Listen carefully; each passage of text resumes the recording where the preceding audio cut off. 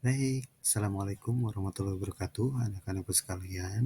Alhamdulillah, pada kesempatan kali ini kita akan membahas tentang teks laporan hasil observasi. Ya, sebelum kita mengenal teks laporan hasil observasi, kita harus mengetahui terlebih dahulu tujuan pembelajaran kita pada hari ini, yaitu yang pertama, peserta didik mampu memahami pengertian dan ciri teks laporan hasil observasi dengan tepat.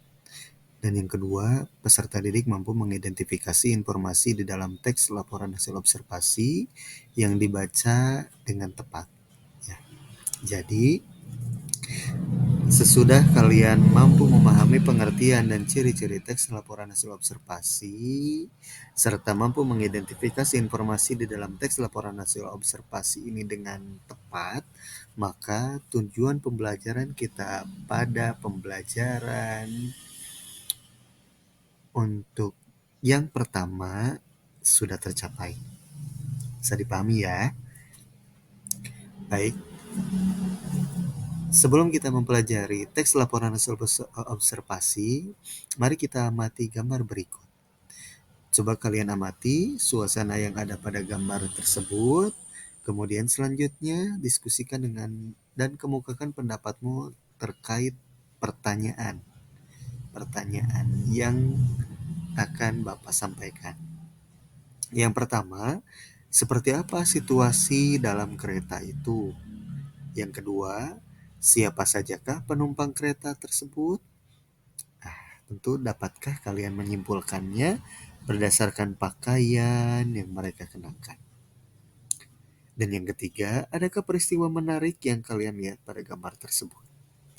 Tentu ya, sudah tidak asing lagi ya, jika dalam gambar tersebut penumpangnya naik kendaraan atau transportasi apa.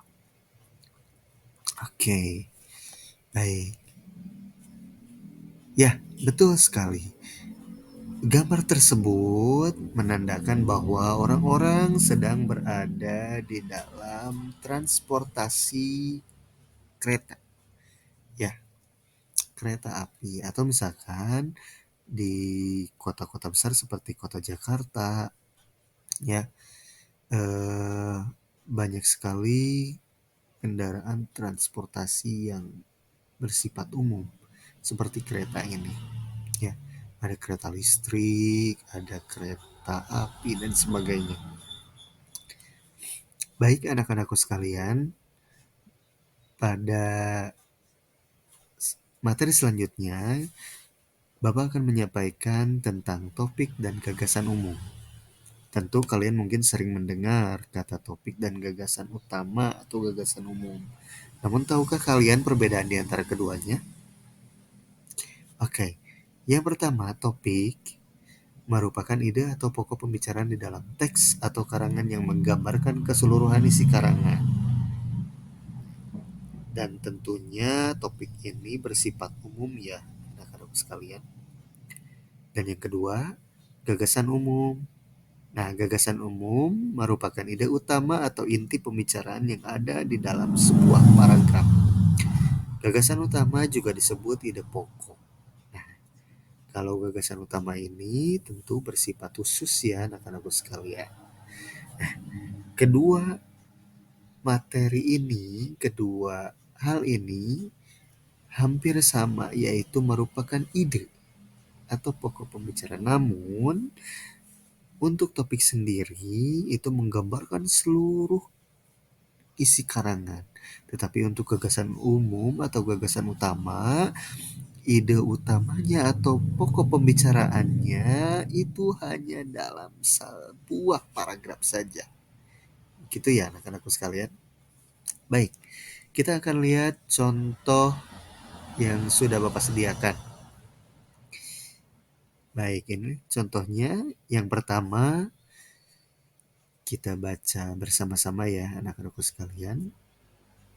Sepeda adalah kendaraan yang umum dipakai anak SMP perwira. Setiap hari, puluhan pelajar mengayuh sepeda ke sekolah dan menaruhnya di tempat parkir khusus sepeda yang dibangun sekolah 2 tahun lalu. Datang ke sekolah dengan sepeda seperti menjadi sebuah kebanggaan. Anak-anak yang dahulu diantar orang tua mereka dengan mobil atau sepeda motor, kini memilih ke sekolah dengan bersepeda. Nah, di sini Bapak sudah memberikan tanda ya anak-anakku sekalian bahwa di situ ada kalimat yang digarisbawahi dan juga kalimat yang digarisbawahi dan ditebalkan. Nah, kalimat yang digarisbawahi ini mengandung gagasan utama ya, karena tadi ya salah satunya terletak di awal paragraf dan itu bersifat inti pembicaraan. Intinya, ide pokoknya.